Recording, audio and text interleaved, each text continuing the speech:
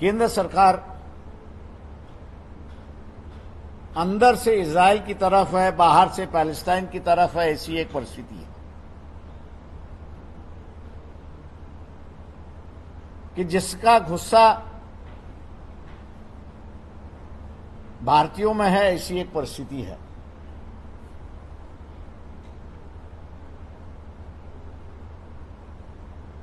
मैंने जिस दौर की बात की वहां पर भी इराक का मामला हो, फलस्तीन का मामला हो, यहां का भारतीय मुसलमान जो है कुछ व्यक्तियों को छोड़ के, 10-12 व्यक्तियों को छोड़ के, वो उनके झांचे में नहीं आ। आज मैं मान के चलता हूं कि इजराइल का मामला होने की वजह से कुछ भारतीय जनता जो है रिएक्ट हो सकती है, ऐसी एक परिस्थिति है। और इसको रोकना है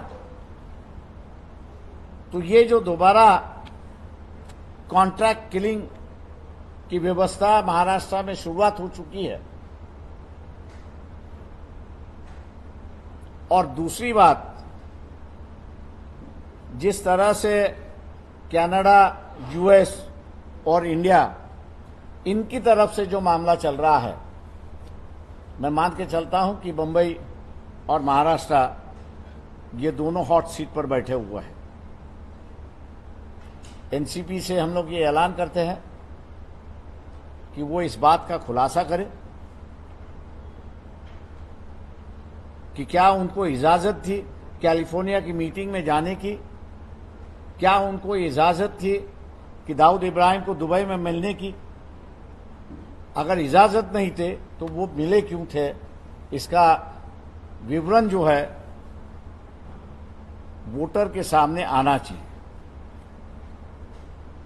मैं वोटर को ऐलान करता हूं कि महाराष्ट्र में अगर शांति बनाए रखना है तो ये खुलासा जब तक नहीं आता है तब तक इन पार्टियों को वोट करना या नहीं करना, इस पर दोबारा उन्होंने सोचना चाहिए।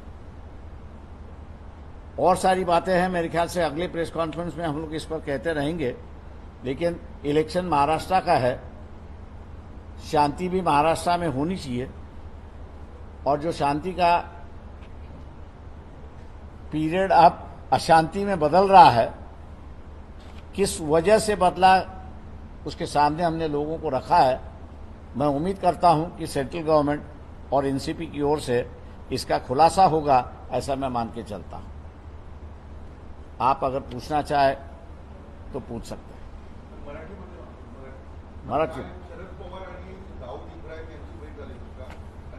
मी as I have said that the timing which we have now chosen is there is going to be an election in Maharashtra. This government is going to last for 5 years if it is elected. Unless and until there is explanation as to what happened during 90s and 20s in India. We had a series of bomb blasts. We had a series of individuals being finished off. If we don't want that thing to happen again, that is one part. And second part, there is apprehension within the intelligence agency that if the war between Israel, Palestine, Hezbollah, Syria, Lebanon and Iran, if it expands, it will have repercussions on India. Those repercussions, I think so, need to be halted, and we need to have a proper government who doesn't have connections with all these elements. And therefore, we are bringing all these facts before the people.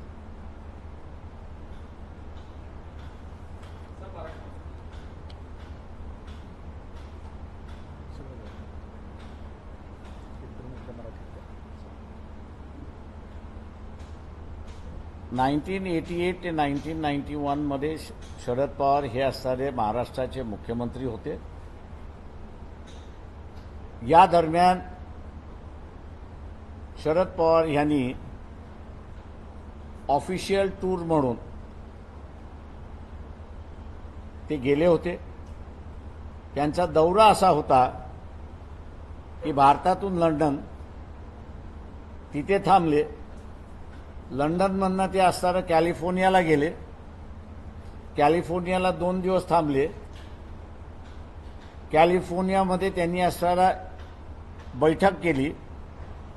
बैठकीतून ते असताना पुन्हा लंडनला आले. 2 दिवस थांबले. लंडनवरनं पुन्हा ते असताना दुबईला गेले.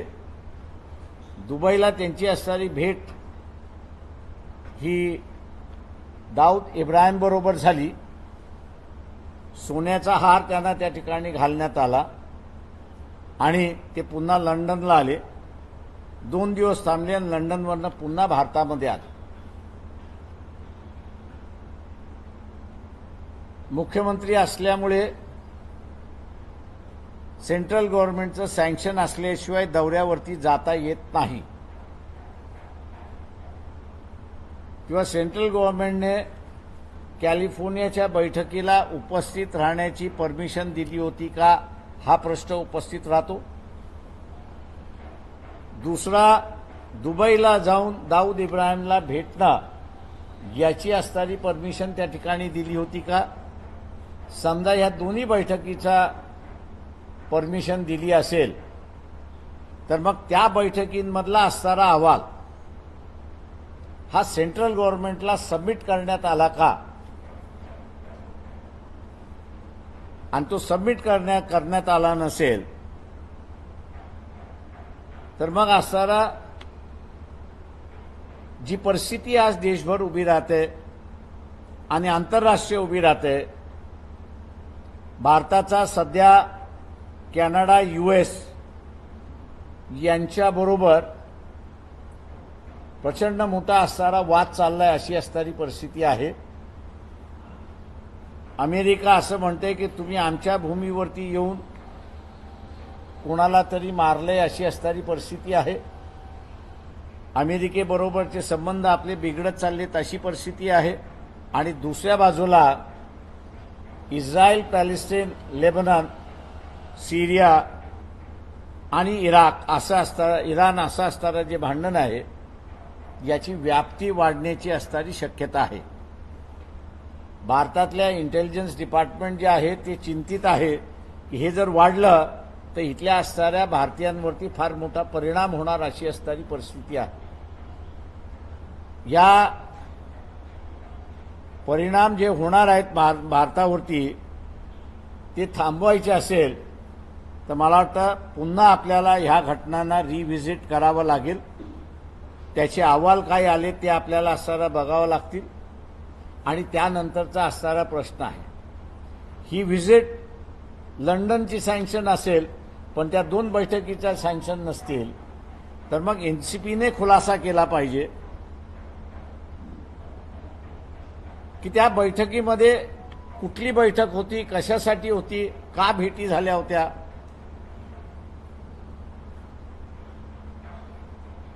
याचा खुलासा येईल असं मी त्या ठिकाणी मानतोय. एकनाथ शिंदे महाराष्ट्राचे मुख्यमंत्री आहेत.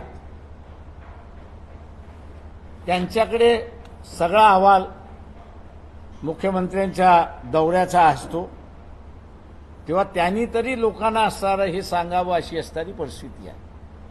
महाराष्ट्र हा असणारा पूर्णपणे 90 साली आणि 2000 साली हॉटस्पॉट त्या ठिकाणी राहिलेला आहे.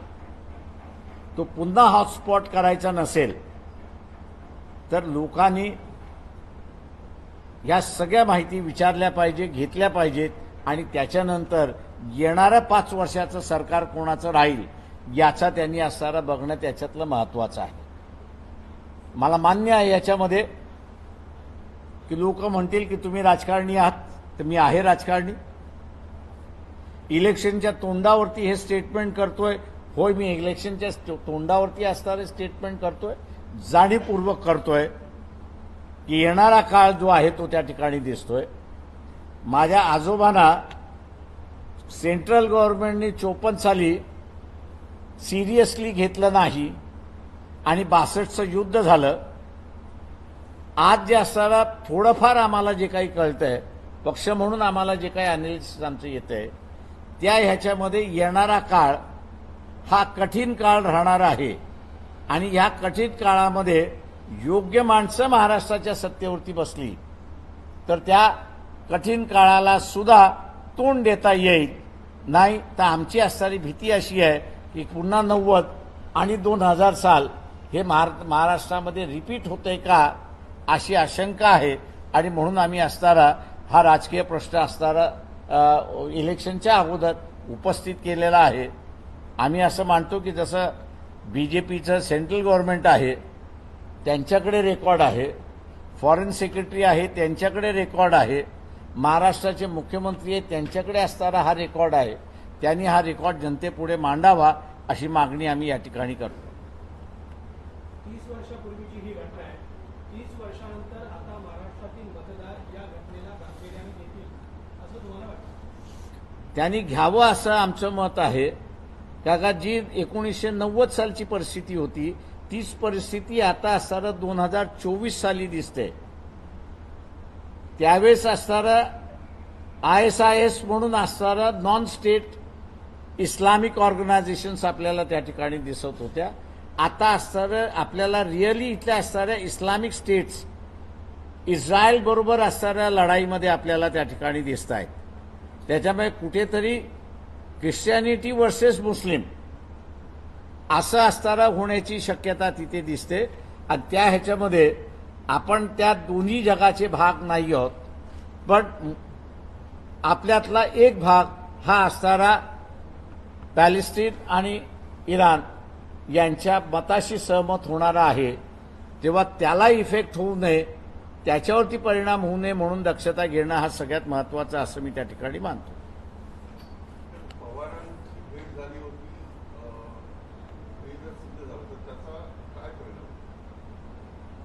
गव्हर्नमेंट ऑफ इंडिया बघून घेईल.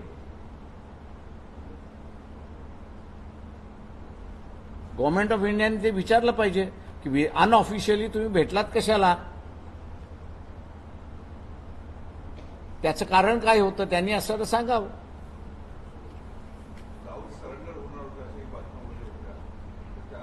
ते मला आता राम जेठमलानी आपल्यामध्ये नाही आहेत, त्याच्यामुळे त्याचं उत्तर राम जेठमलानी देऊ शकले असते अशी परिस्थिती आहे.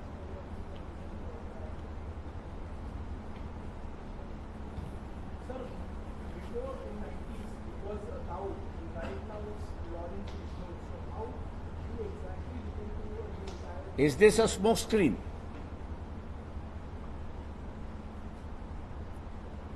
There are many layers. Is this a smoke screen?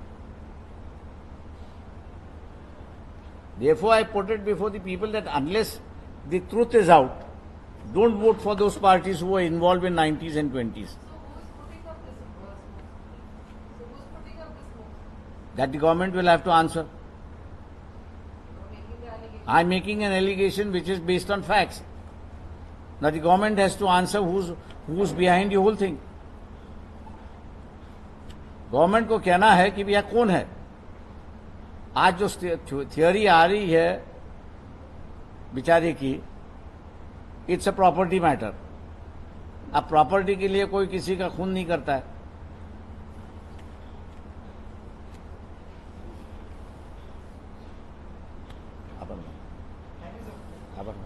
खासदार असताना आपण संसदेमध्ये हा मुद्दा काही उपस्थित केला, या संदर्भात कधी काय वक्तव्य झालं? ज्यावेळेस माहिती मिळते त्यावेळेस आपण उपस्थित करतो, ज्यावेळेस माहिती मिळत नाही तोपर्यंत नाही उपस्थित करत. तुमच्याकडे फॅक्ट्स असल्या पाहिजे तरच तुम्ही उपस्थित करता. वंचित थँक्यू. बहुजन आघाडीच्या आजच्या या पत्रकार परिषदेला उपस्थित राहिल्याबद्दल सर्व माध्यम प्रतिनिधींचे मी मनपूर्वक आभार मानतो. सर्वांचे धन्यवाद.